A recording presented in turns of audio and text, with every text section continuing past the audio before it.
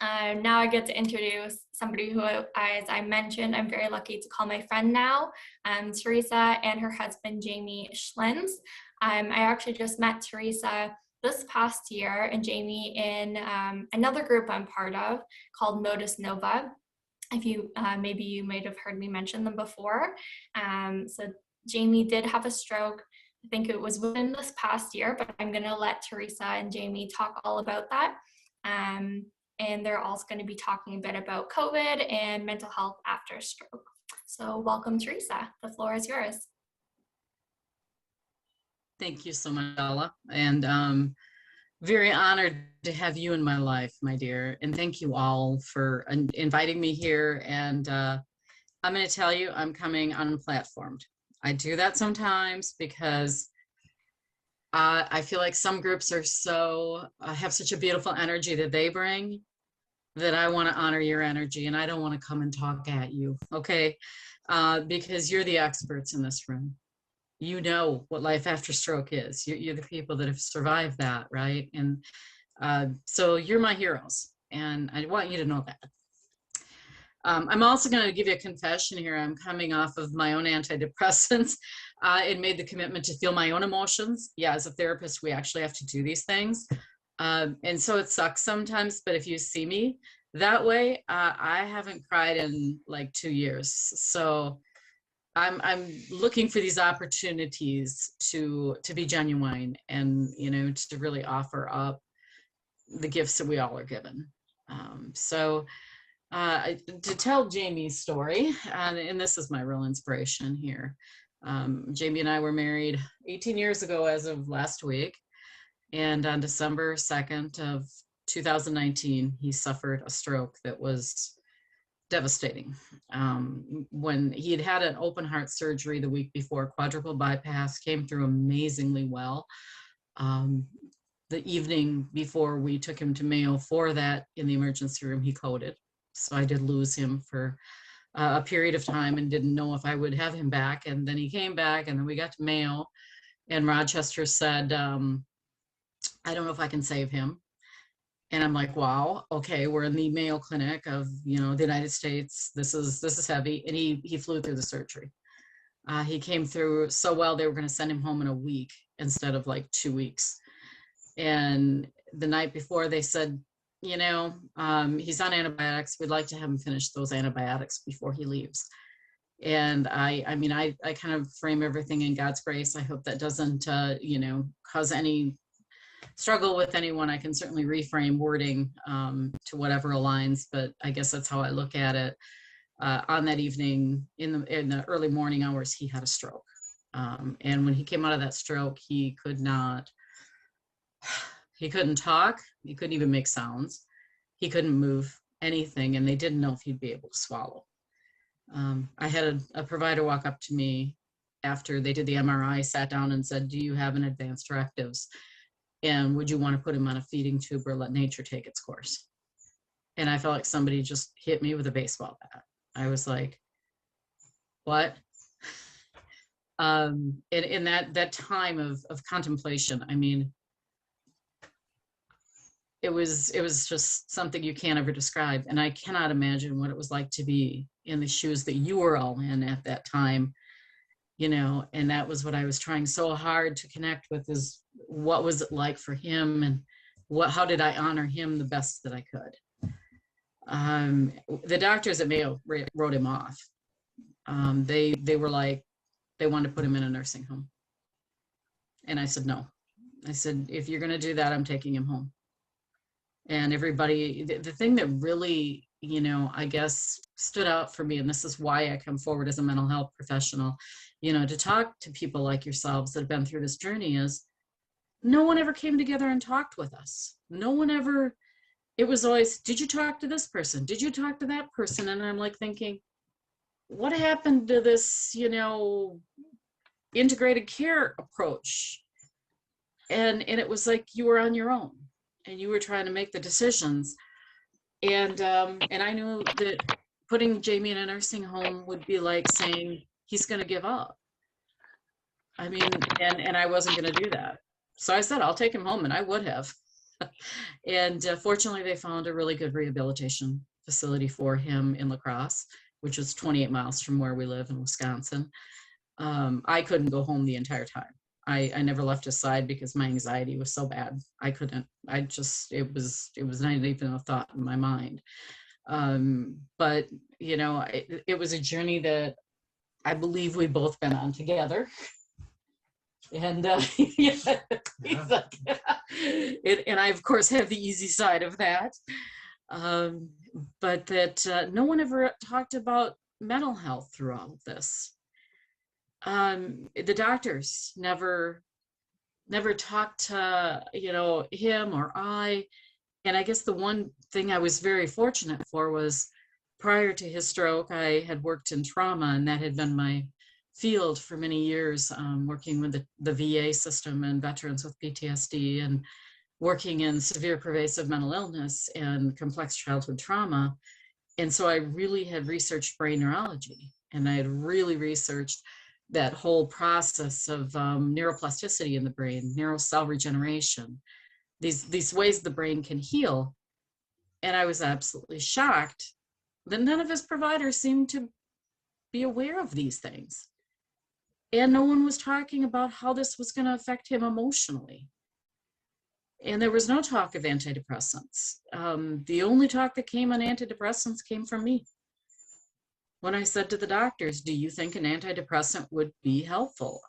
Later, I did do research on this, and the research really does support the use of antidepressant medication in early stroke to help with brain recovery. And I'm like, I'm the one looking this up, and none of these medical professionals really seem dialed into this. And so I guess when I tried to think of what was the message, the best message I could offer in a brief kind of talk on mental health and stroke, it was that if you're asking the question, am I crazy? The answer is you're not, because it's everybody else in the room that you need to be looking at. And that's the truth. That the feelings of transition, of loss, of grief, of questioning, of wondering, that's so natural. It's what we do as human beings. And so rarely do people really honor those experiences and say, how are you feeling about this? What do you need? The lack of mental health support. I'm also a very mindfulness oriented practitioner. I don't know, is anyone familiar with mindfulness? Great, Amanda.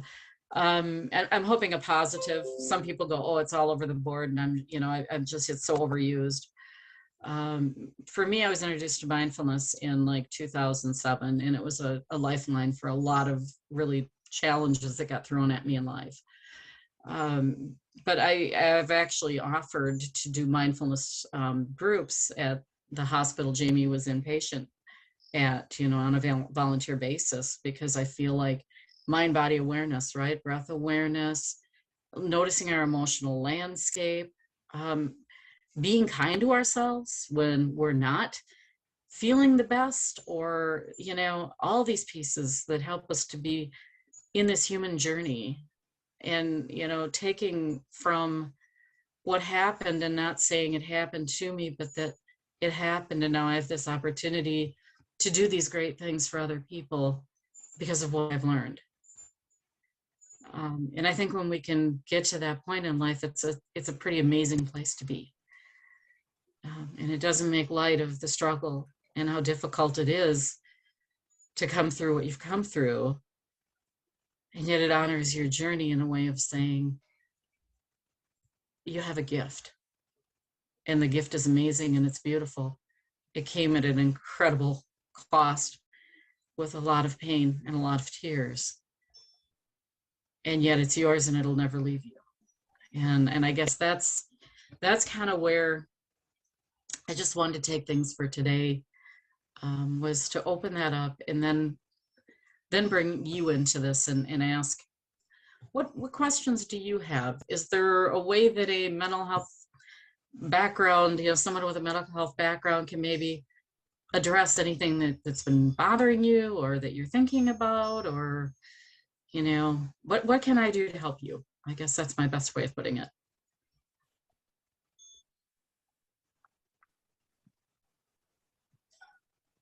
Floor is open. Do we want to write in the chat, or do you unmute yourself? If you'd like to just speak, unmute yourself and speak. Is that fine?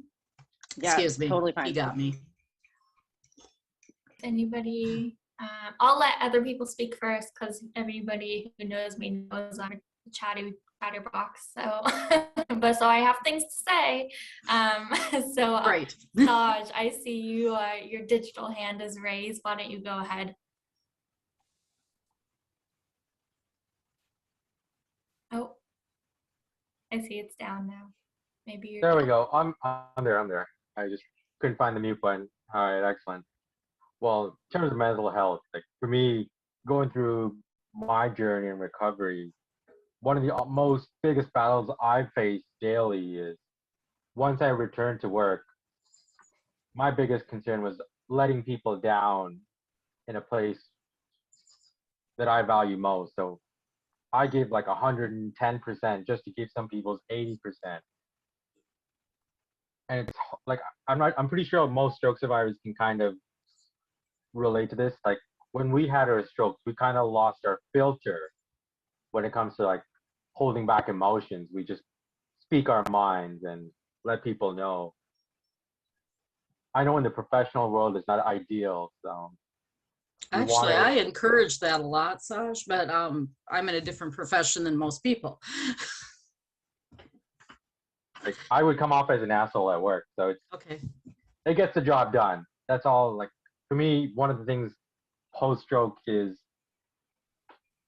I try not to play the victim role, so I just try to get the job done, whatever it is. If it takes time, well, even today's meeting, I wasn't even sure if I was going to make it because the work was going to ride right to the end.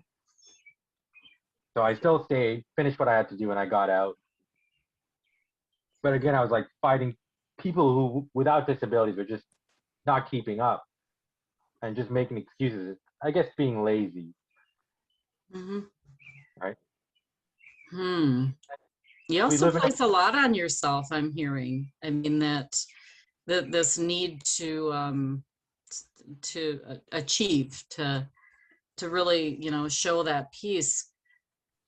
And I hear that that's a great, pride that you have. Is that kind of where you're going on that? Is that, that this is really important, that your identity right now needs to be something more than post-stroke?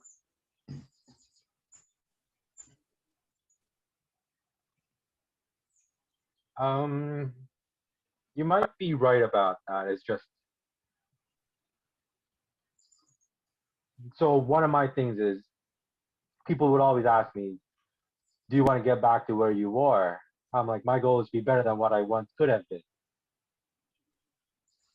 And my answer is you already are. Because it may be physical limitations that you're fighting, but your spiritual limitations have been shattered as part of your recovery, right? I always use the philosophy, and this comes in working a lot with trauma, is we never get back to where we were. We go ahead to where we're meant to be. I love that. And I think that, I've used that so many times in my own life that it's never about going back, because this is a journey that we're meant to go forward on. And, there may be realizations that there's things you're limited on that you didn't do before, but there's also the reality, there's things you're now aware of that you're more attuned to that you probably weren't before either. Does that make sense? That makes a lot of sense, because like my career trajectory kind of like shifted when I came back from having my stroke. So how do people, I see that we have another chat, coming up that said, I feel the same way at work. And I think that is a piece of self-identity and what we want other people to see, so to speak, or the message we want to send to others. is there sometimes, are you putting more pressure on yourself because of that? I'm Bronwyn. I'm the one that wrote that in the Yeah. chat. And I actually work in neurology. And for Oh, me, wow. yeah, and Okay. for me, so I'm 4 years post-stroke. And for me, I feel every day that I am kind of like the mascot of the floor. It's like I go in and meet my patients, and it's like, well, she had a stroke, so this is where you could be. And I'm always having to then like pull it back that, you know, everybody heals differently and everybody but I'm always having, when like new physicians come in, like I'm always having to like prove myself, and I feel like I'm doing everything like 8 times more. Like for me, challenges is just like opening up the chart and taking things out when I need to fax it or send a referral off. Mhm. Like, because I have left side paralysis in my arm. Mhm. And like asking like a nurse to open it for me, it's like I struggle with that daily, asking for assistance, because I don't want them to think, well, then why are you here if you can't do this? So I definitely feel like what Saj is feeling, that you're always having to prove that you can do it better than you did before, that you don't have any deficits. That is so powerful. Mhm. That is so incredibly powerful. Thank you for sharing that. I think of, you know, I'd kind of put in the post-COVID thing. And I think this is part of post-COVID mentality, and it's a new shift, if you will, that I'm just going to kind of maybe offer you a challenge toward. So what did we learn from COVID from a mental health perspective? Well, we learned what we already knew. Isolation is very detrimental to people, and that we all need each other. What we, I think, need to learn more of, and missed the point because instead they got into this whole battle of ideals that you just went, oh, come on, to say, what is so wrong about being interdependent? What happened in this society that said someone helping to push a button or copy something for you is a sign of your weakness? Versus, you know, we were joking, Jamie was joking today with, I'm working with a gentleman who's in Florida, and he's in a nursing home, and he's not getting any treatment. And we're trying to do kind of a mental health slash advocacy to get him into a rehab facility where he can get some treatment, but working on improving his mental status, you know, and his is the left side and Jamie's is the right side. And I said, well, let's get you two together. We'll tie you together. And then you guys are like, you're completed, you know, and they were both laughing. And, you know, but there's a big piece to that we think that because a limb is not working the way we'd like, or our speech is not working the way that we're like, we're less than a person. And we're not. And that there's nothing wrong or deficit of saying, hey, you know, I could do this, but it's going to take forever. Would you mind just making this copy for me? And putting you up as the poster child of stroke is incredibly unfair. And that would be one thing that I would, you know, really consider having a talk with the staff there of saying, you know, this is my experience, but I don't want people looking at me and thinking that this is what they can expect, because, you know, not everybody can, right? Like you said, everybody's level of recovery is going to be different. And that also kind of puts a burden on you of saying, well, now you better perform a little higher now because we called attention to you and we want everybody to see how great you're doing. I think that people have a very difficult time seeing that just because somebody has a struggle with something, that doesn't make them less than. They're just as much as, and just because you need help, I mean, I think there's so much more strength and embracing the vulnerability of saying, can you help me with this? Versus, I'm just going to kill myself trying to do it myself. Do you get where I'm going with that? Oh, Teresa, you're like right on the money there. Like, but it's so like I find it so hard because it's true. Like they put me on this pedestal of like, it's like, look at her, like she had a stroke, look at all the things she could do. And I take that throughout the day that I have to prove myself, but it's something that I'm working on, but I struggle with it every day, not having to be this like perfect person that doesn't have faults or doesn't make mistakes. Like there's one day that I had such a busy day and I didn't get, my charting was so behind. And I stayed until 1 o'clock in the morning after my shift just to finish my charting because I didn't want somebody to come back and say, oh, like she couldn't get her stuff done, which like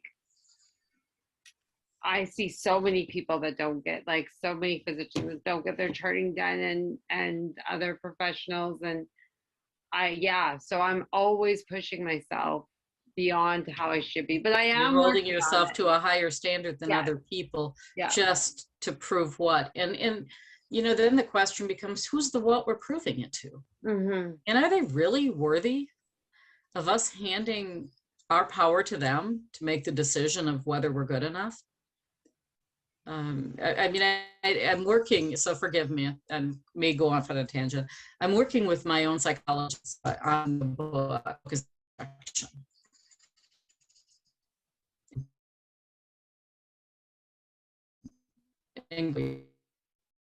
Teresa, you just went in and out a little bit, so.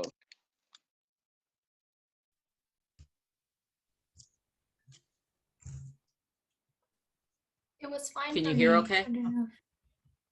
Okay. Fine. Totally fine. So we're working on we're working on a book on rejection. And we've both just really been delving into this whole piece of rejection and looking at, you know, the biggest emotion tied to rejection is fear, right? Fear of losing someone's approval, fear of losing our own perception of ourselves because we've handed that to someone else to give us. And just how rejection can impact our lives so profoundly and really keep us from our authentic self. You know, really keep us from the person we know in our heart we are. Because as I listen to you talk, what I hear is this really genuine soul that like wants so much to just be your best version of yourself. And I think you're giving the judgment to the wrong people. That anybody, because all I kept thinking is anyone that came in and said, oh, look, she didn't get her charting done would be like, what a jerk. You know, I put that on them. That's their deal, because, you know, if they're that judgmental and that intolerant, then that's shame on them, not shame on you.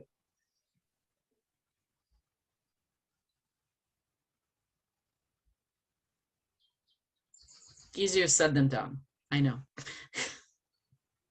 No, that is something that I'm working on right now, is not to put so much pressure on myself, but just like Saj said, it's really difficult. And then Amanda made a really good point in the chat about that we're always trying to prove that the stroke didn't break us. And I mean, that's so true. Mm-hmm. I'm actually That going to we jot are- a few of these things down, forgive me, because I would like to put something together on this, if that's okay with you. Like, I know I had I call it an embarrassing moment when Saj mentioned that like our emotions sometimes are hard to control. The other day I was in a board meeting, and for some reason I don't even remember what we were talking about, but I started crying. And I had to excuse myself, and I went in the bathroom and I was like, what the hell? Like, get yourself together. Like, And I mean, people didn't say any, no one said anything to me, but I was so embarrassed because for some reason, like, and I wasn't like, I had just like tears coming down my eyes. Like it wasn't like a big thing, but it was so embarrassing to me that I'll give you a something. reframe and ask you if you feel any different if you were to look at it this way. Okay, I was in a board meeting and something hit me. No idea, I wasn't really aware, but I do know that the emotional regulation part of my brain was impacted by the stroke, and I just started having this emotional reaction. I felt like the best thing to do was just to leave the room and to accept that this is part of who I am and it's okay, and move forward. Yeah, I wish I could have done it that way. It takes work. It's not, it's really kind of breaking the stereotype of Western civilization, if you will. It's looking at things differently. It's looking at things through a lens of self-compassion. And when you have that self-compassion, you have compassion towards others. If someone is uncomfortable with your display of emotions, that's their discomfort, not you. That's not yours. And, you know, and I know with Jamie, that was one of the things he got hit with. And I knew they told me off the go that the center of his brain that processes emotions was very heavily influenced by the stroke. I don't like the words damaged, by the way. If you notice, I'm trying really to avoid anything like that. It just happened. I like to keep things factual. And so at times I would notice that he would become tearful on something, and I knew that that wasn't his normal presentation. And it's like, it's part of a stroke. It's part of a response. I mean, people pass gas in public too. It happens, right? Not that you intended to, your body just does it. And why are we so busy to jump to our body doing what our body is designed to do and pass a judgment on ourselves and then throw on all this extra baggage of, oh my God, what's wrong with me? And it's like, I think that we're a society that's trained ourselves to be way too hard on ourselves. And I do feel like when you come through a challenge like you've all come through, it's really a good time to step back and give yourself a hug once in a while and say, damn, I'm awesome. I am really flipping awesome. And it's true. You know, you're survivors. Yeah. Peter. But Lara, Peter's my husband, and that's his iPad. I kind of figured, but then I never assume. So I was just thinking about what you were saying, and for me, I think that part of the frustration that I had was, instead of feeling like I had to be something more than I was, it was more of a loss of control. That I'm type A personality. I'm not a control freak, but I like to always believe that I'm in control of things. And, if we burp at the table or we pass gas, typically, not typical, we try to control that, in public, right. Because it's not polite. We were taught, as kids, it's not polite to burp at the table. It's not polite to pass gas in public. It's and so we're taught to control things. And when you can't control them, and we couldn't control the stroke. If we could all control, we wouldn't have had it in the first place. But the loss of control, for me anyways, I don't know if everybody else feels the same, was very, very hard to manage. And after time, I just realized all I can control is how I react to what happened, rather than things that I can control. Getting a sunburn if I put sunscreen on. Right. I can control. There's some things I can control, but there's most things I can't.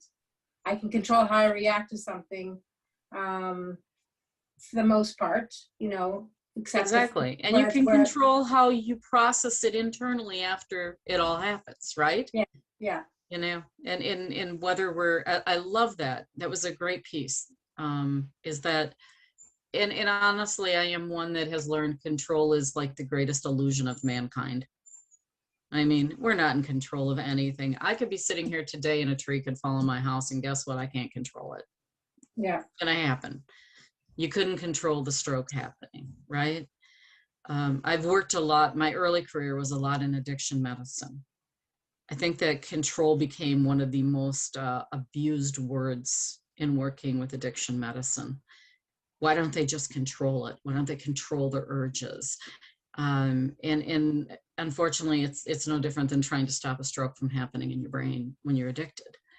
Yeah. And when we start saying control isn't the thing, there's something else here. It's, you know, it's acceptance. It's and I some of these words come off as being too cliche sometimes, so I'm cautious with them. But radical acceptance of this happened. I can feel crappy about it. I can go lay in bed and pull the covers over me and never get up. You know, I can do a lot of things, but it doesn't change the fact that it happened. So I have the choice of what I can do with it, right? And sometimes it's, what can I learn? I guess every crappy thing that ever came into my existence, I seem to go, okay, number one, I don't appreciate your sense of humor, but you got it, whatever. And two is, what do you want me to do with this? What can I do with this? What can I make of this? So I was married 17 years to a very abusive alcoholic. I ended up working in substance abuse. I didn't hate alcoholics like one of my clients tried to tell other people. I had an insight that came from being hurt by, but also understanding at the same time. You know, so I think that it's, what can I do with this? When something hurts, do I want to focus on the pain, or do I want to focus on what the pain's offering me?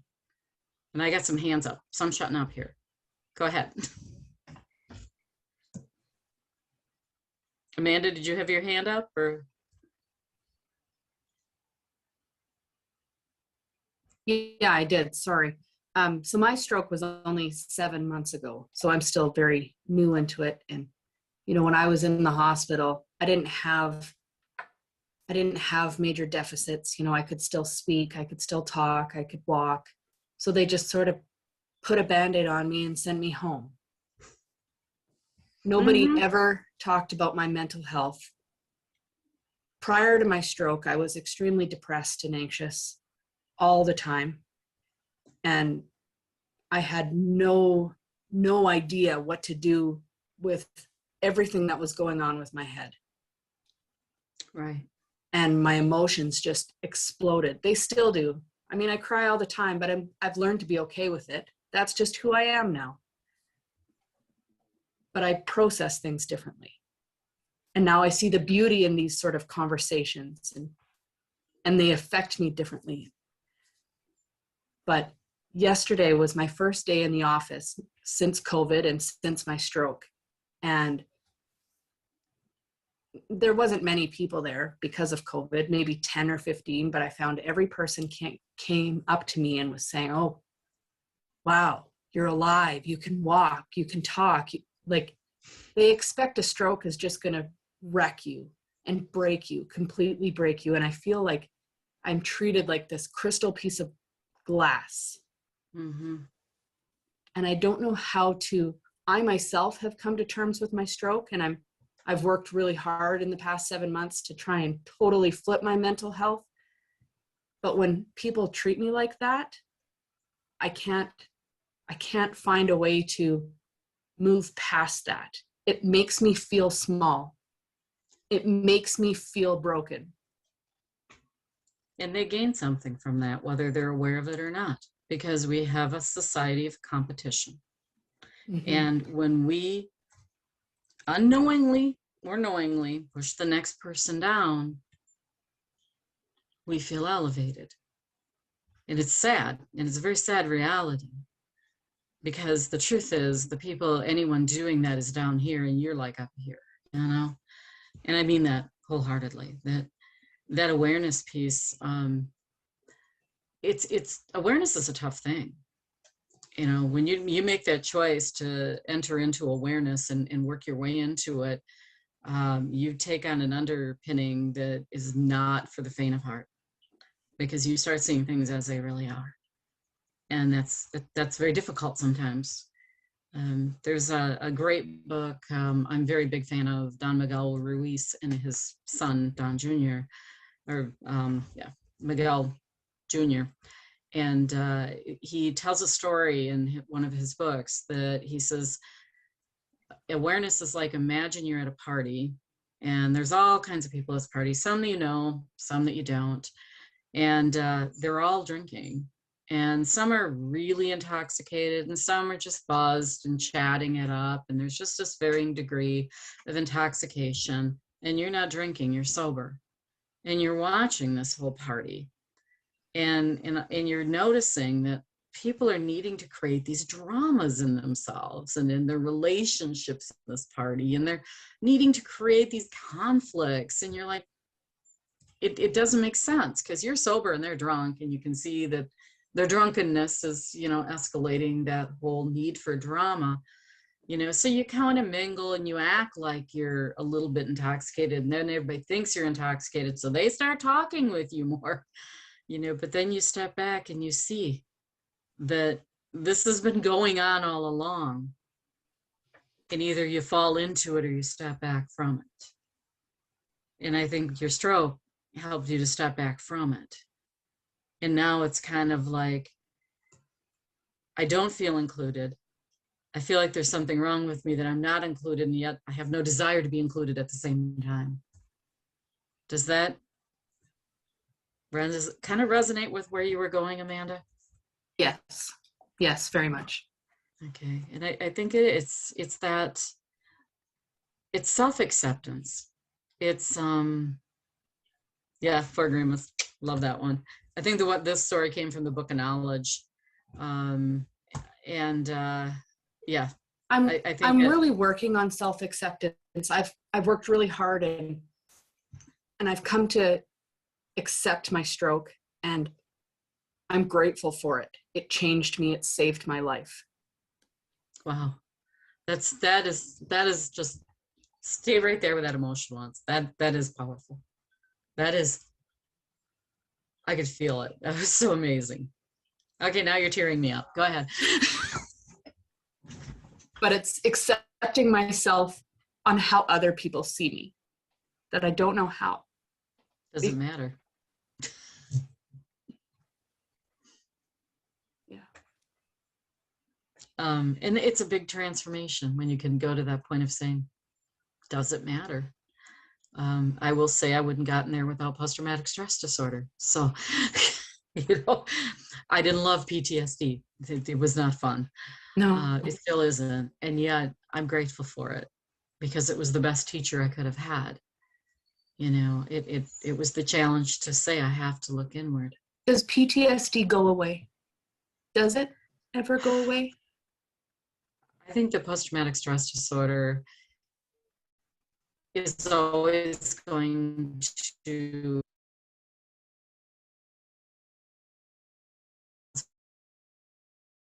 in a while it will, and then other times you'll notice it and go, whatever.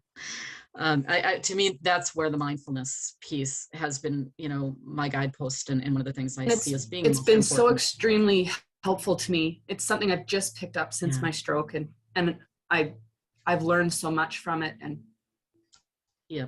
as you continue that journey, Amanda, what you're going to learn through it is just that we lose that attachment of worrying about what someone else thinks about us. Waiting for that part. And it's a process. Right now, I'm in the middle of some things I would never have dreamt, like congressional hearing possible things. And I'm like, okay, God, you're putting me where you need me, because I'm not doing this for me. I'm doing it, advocating for a group that needs this help right now. And I guess I see that I'm done with fear. I'm done living my life with fear. Fear has paralyzed me for too many years. And I'm to the point of saying, it serves nothing. It'll come back. I'll fight it. It'll never be like, oh, I'm living my life fear-free. And that's where I stay mindful, right? And I start noticing when those moments happen, when I'm triggered, when I'm most vulnerable, when I forgot to breathe.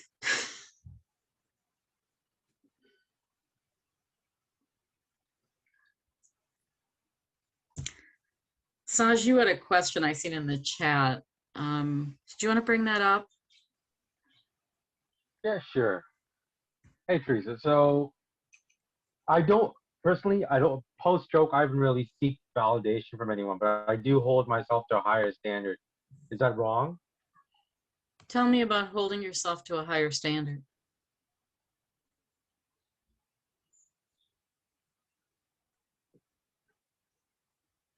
What do you Well, feel? What do you feel that holding yourself to a higher standard does for you or offers you?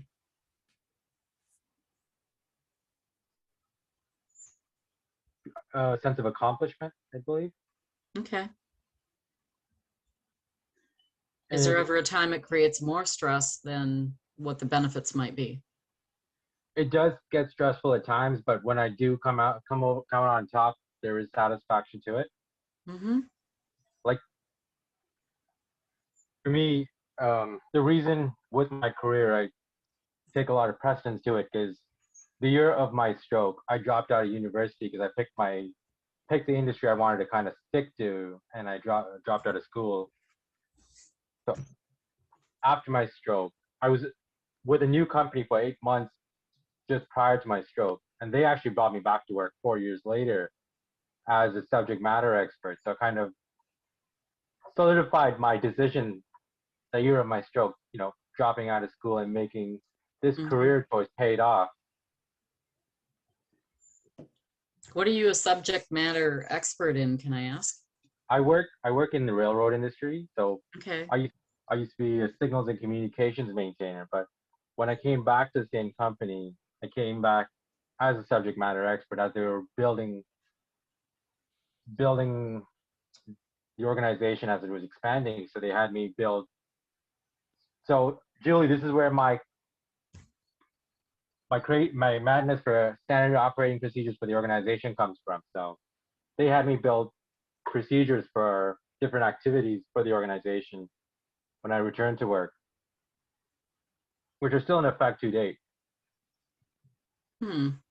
And then, So that's a sense of pride and accomplishment. yeah, I believe that's where it would be. Regardless of a stroke, I think that's a sense of pride and accomplishment, right? I mean, that's an awesome thing to have done. I guess why I asked you about, the balance piece is because it's a question that can go twofold, obviously. I can draw back to going through my bachelor's career and having my 3 daughters I was raising in the throes of a very nasty, ugly divorce. Jamie can attest, I was a mental emotional wreck. and it was like I was getting through and I just expected straight A's of myself. And then I went into my master's program. I did the same thing. And I did a 4.0 in the master's, which was stupidly insane. A lot of stressors still going on in my life. I got into this doc program, and then in the midst of this, I started having a work collapse situation. Then Jamie had the stroke, and I had to ask, am I going to complete this program or not? And I thought, why is an A necessary? I can get a B and pass. And I'm not going into school after doc school. Okay, this is it. We're done after this. And yet I had this insane need to prove, and I started exploring that and going, I'm creating more stress in my life by going for the A than being satisfied getting the B and knowing I'm still learning what I need to learn or accomplishing what I need to accomplish. And so I guess that's kind of the perspective I offer in answer to your question, Saj, is you have to ask, is it a good thing, or is it taking things away from my life that I also want to appreciate?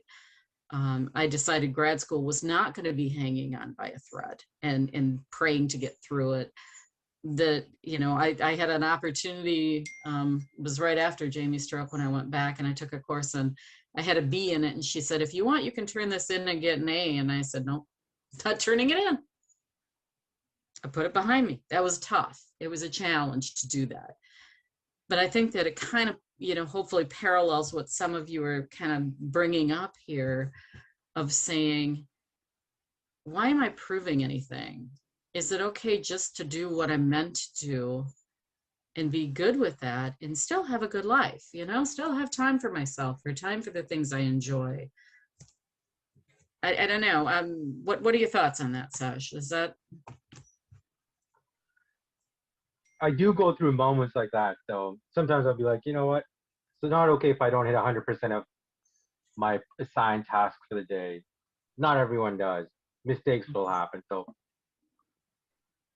Yeah. I do balance the stress like that.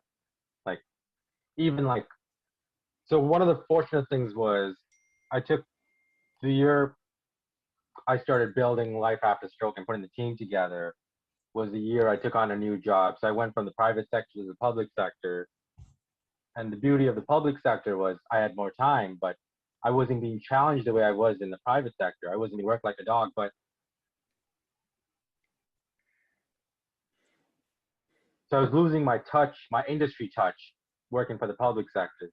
But I kind of shifted that into building the organization. So I made myself fully available to everyone. Any questions anyone had? As long as you're holding back some of yourself and not being empty at the end of the day. No, 100%. Right. So, That's because that's where, I started doing that in my last job. And one day I realized I'd given so much, I forgot to save a little bit back. And it was not a fun experience to hit that wall.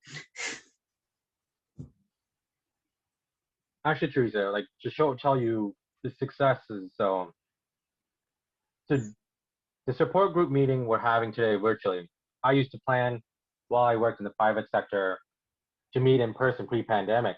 And Julie always tried to attend, but she couldn't. Now with the pandemic, we went virtual and she wanted to join the organization. So I gave her the opportunity to be a support group administrator, and she's been doing a phenomenal job putting together our meetings every month since our first one in January. So I think this would be considered a win in all the work I put, all the stress. I don't think anybody'd argue that one. I think what you've done is amazing here. And I think it's really cool that you can delegate and hand off too and say, I created something good, now I'll go on and create something else, right? So I love how you said that. So one of the things post-stroke, I tell anyone, like, I'm like, if you did it once, you can do it again. Because the first time wasn't a fluke, so. That's exactly right. And even with our organization, we make sure we empower everyone. There's no hierarchy in the organization. No one reports to anyone. Everyone has got equal rights and opportunities. So there's no bad ideas. Very few places offer that atmosphere. It's an absolute blessing when you encounter one. It was one of the things working in the private and public sector. I'm like, building this organization, I wanted to make sure it doesn't have the flaws that's seen everywhere else. So That like spirit really shows. It's really come through. Like Julie, Ella, and Rachel, they do their own thing. I don't even check in on them. Every month, somehow there's a meeting there. Sounds to me like you're a great leader.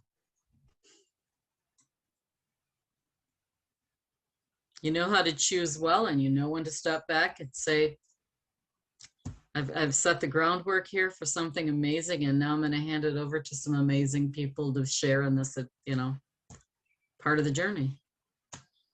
That's awesome. I definitely have been fortunate in that sense.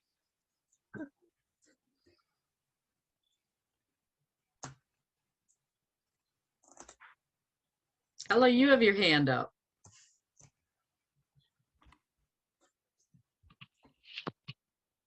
Yes, I do, and I will lower right now.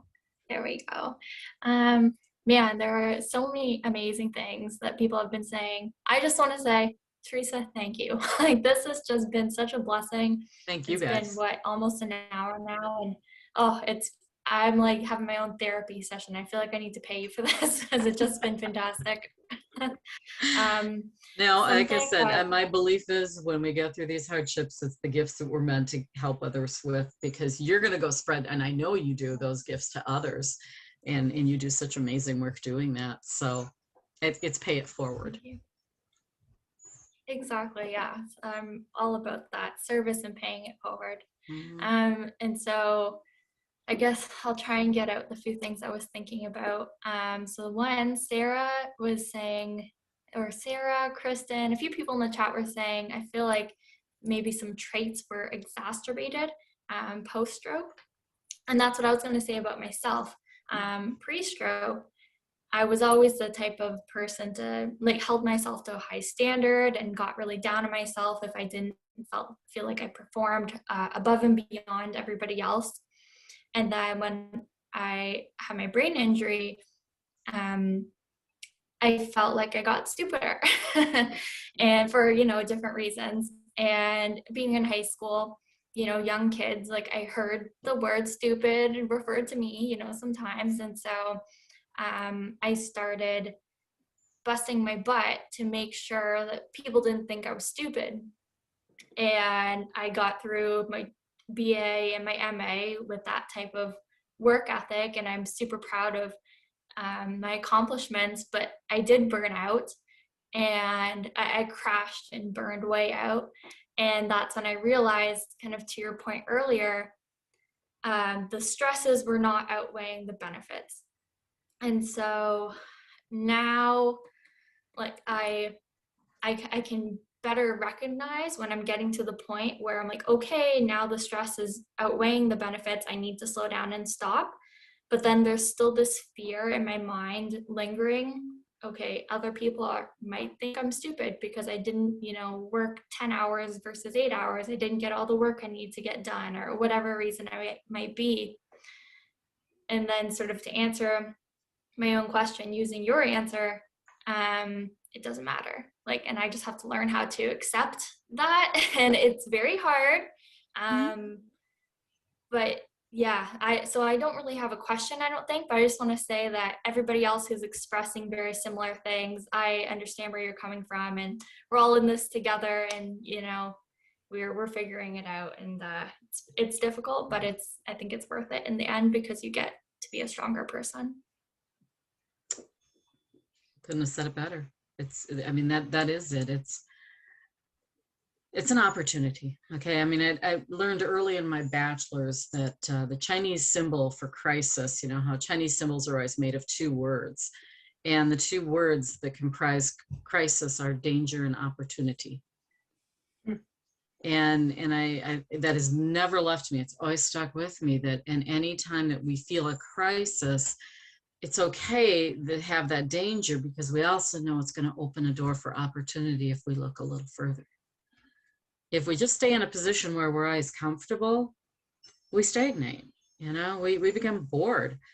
Another thing I learned in my bachelor's, I'm not sure if the statistics are still true, given as messed up as things are in this country, especially, but back in 2005-ish, they did a study on the highest rates of suicide among demographic groups in the United States.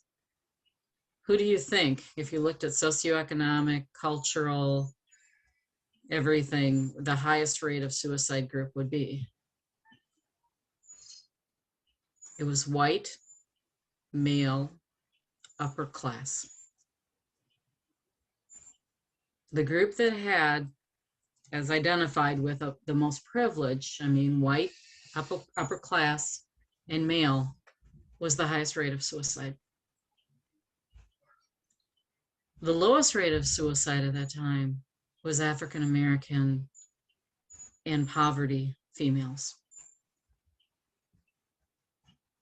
And I think the piece of that is that when we're faced with the challenges of survival being a challenge, we don't think about the little petty things. We think about, how are we going to survive? And we gain this much richer insight. And I think, Amanda, you said, you see the world differently. You take the time to appreciate the small things. I remember the first time Jamie swallowed pudding. It was like, it was, I cried. I was like, because we didn't know if he'd swallow or not. And that was the big, are you going to put him on a feeding tube? And we worked all weekend, and he was allowed to be given pudding and applesauce and stuff. And so every, whatever increment they had, I would give him 10 spoonsful to get his swallowing up. To be so grateful that somebody could swallow a spoon of pudding. Who'd have thought, you know? The first time that he raised his leg, his right leg, it was like, wow. The first time he's used spontaneous speech, the gratitude is immense, and you're like, wow. You know, I won't say the first time he talked, his first phrase out was, why do I like you? And he's still proud of it, by the way.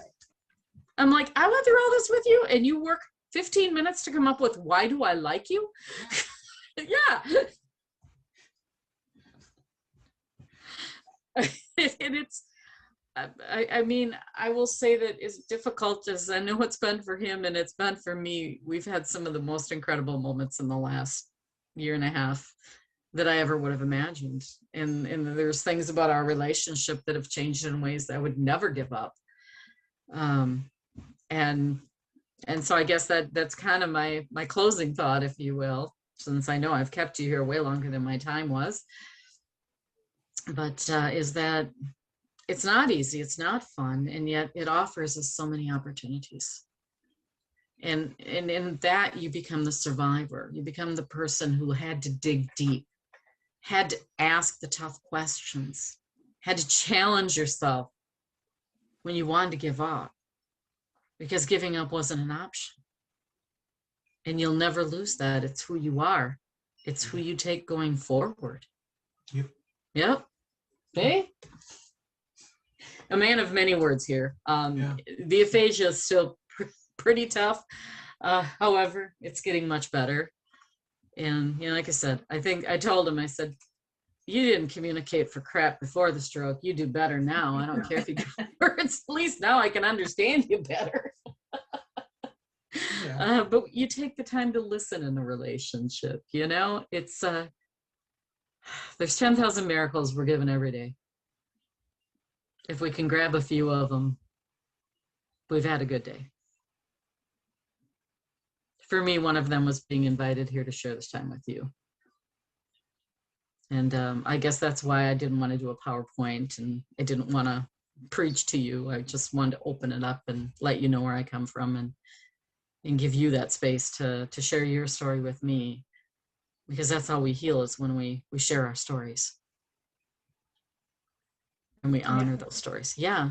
I wanted to take this time, just this moment. You talked so much about, you know, and I think Amanda said she's grateful to her stroke, and that was something that I worked on as well, being grateful to my stroke, and that is segue to COVID. You know, that there has, you know, that having a stroke, we think when it happens, it's the worst thing in the world, that it's, you know, we're being cursed or something. Yeah. And yet, you know, over time, and it's been 11 years for me, I've learned that, you know, not only am I grateful to be able to be here, to be, you know, for my life, but I'm grateful to my stroke because of all the good that's come out of it. And I've joined a group where I peer counsel stroke survivors, and so much good is, and I've met so many amazing people that I would never have met before. And to take that and segue it to COVID, you know, that we wouldn't all be here. I would never have met you if it weren't for COVID. And not because you're here to talk about COVID, because you live in Wisconsin. And I met Julie in the hospital because she lives in Toronto, but I would never have met the majority of the people on, you know, on this chat, because we're all from all over the United States and Canada. And, you know, and the goal, the hope is, you know, that I'm part of another group as well, that, you know, when all this is over, that a hybrid or something sort of maintains, because there's so many people that don't live in, I live in Toronto, big city, so there are, you know, groups that you can meet face to face, but there's people that live in small towns, you know, all across the United States and Canada, that would never have access to any would never get a chance to meet another stroke survivor. And if they did meet with a stroke survivor, it would be by chance. They happened to see them in the mall, and it would be fluke.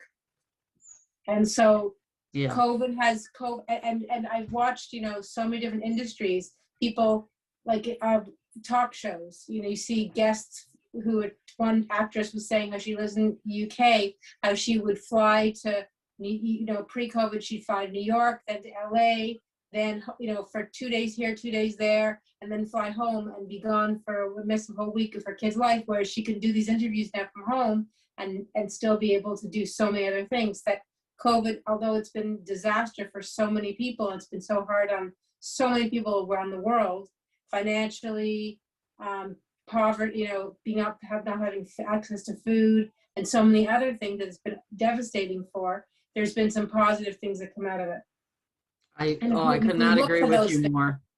I could not agree with you more. I will tell you, so 4 years ago, I started working as a case manager, almost 5, with the World Trade Center Health Program.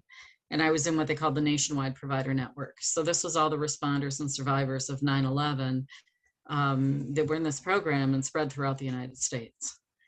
And what I kept hearing was, how do we come together? How do I talk to other people like me? How do I hear my voice in someone else so that I know I'm not alone? And I worked like crazy begging the program, and I got nowhere. And now I'm no longer working there and kind of forming my own way of doing that, which it's been very enriching.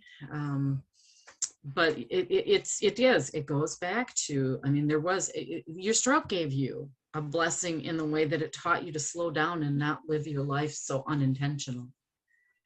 You know, as unpleasant as it is, the piece that comes out is slow down. COVID taught us, slow down, stay home, be with your family, you know, stop running off. Some people got it, some people didn't. And if we look at the things that came out, I love that, you know, the things you've gained in your life, the relationships. And Ella, you're not stupid, because you know what? Most of us only learned this stuff once. You've learned it twice. You're way smarter than me. So there, you know, reframe and look at things and say, you know what, it's okay. I mean, I'm so grateful to have met Ella and to have, you know, been invited to join this group and to meet you all. And you helped me to understand his experience. He doesn't have his words. You do. And now I can kind of try to ask him and be more sometimes tuned into what that must feel like for him. So, you know, thank you. Thank you, Teresa. I want to share an analogy that I hope I haven't shared in this group before. If I have, sorry for everybody who's already heard it, but I can't stop thinking about it with everything that we've been talking about, especially after, Amanda, you said you were grateful for your stroke and this discussion of opportunities. And so now I always think if you can picture like back in the olden days when you have people using swords and a blacksmith sharpening a sword. To sharpen the sword, he's got to drag it across that whetstone. And if you're that sword, it would probably hurt really badly to be dragged across that whetstone. But every time you're dragged across, you're sharper and you can so much better face the challenges in front of you. So that's kind of how I view challenges in my life, and I view the obstacles that my stroke has brought to me and how I can kind of reframe them as opportunities. So I just wanted to share that. I love that. I like that. That's beautiful. Thank you. I have another analogy, just throwing analogies that I've used. It's quite good. So I was talking to somebody one day and I said, you know, having a stroke, it's not a walk in the park. It's more like climbing a mountain. It takes hard work, perseverance, and patience, but the view from the top is spectacular. So true.